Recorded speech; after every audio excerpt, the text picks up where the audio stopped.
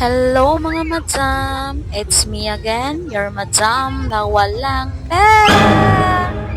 Anyway mga madam, akong gilaag or gistoroy ang akong mga sakop sa balay kay ipan budlay na daw sila.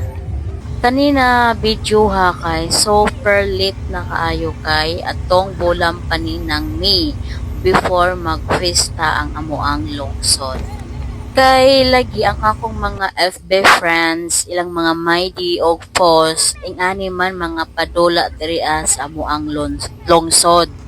Unya, one of my chiketeng na kitaan nila na naa daw sa lungsod ang ing ani na tuwa. So ila jud ko gi hagat na ilaag daw sila dito sa San Isidro. Kaning akong mga chiketeng sa balay pa lang ginasabot na nako na Manoroy Rami dili sila pwede mo sulod kay makipagdola na bayad ana matud pa entrance fee.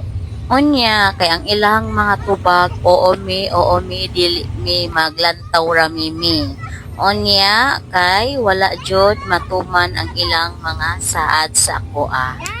Unya kay Brightman ta Chares. So naghangyo jud mi sa kanang nagbantay diri sa foldable playground kay 30 minutes is 100 pesos. Any age no limit. Basta na siya age limit pero nothing above daw sa 10 years old. Plus 25 pesos sa medyas na pares. So, ang mga chiketeng namo na nisulod dire sa foldable playground is tulo sila. So, 300 tulo na sila niya plus 25 times 3 is 75. So, 375 sila. Pero, i-discount nila ng 50 pesos. So, 325 ang ako ang gibayaran through GCash. Bisag asa, no, through GCash na dyan ko dawat na dyan sila payment through GCash. Even kaning mga bolano na sila mga GCash mo dawat sila, no? Kung mingon ka wala kay cash, no worries kay naa sila GCash.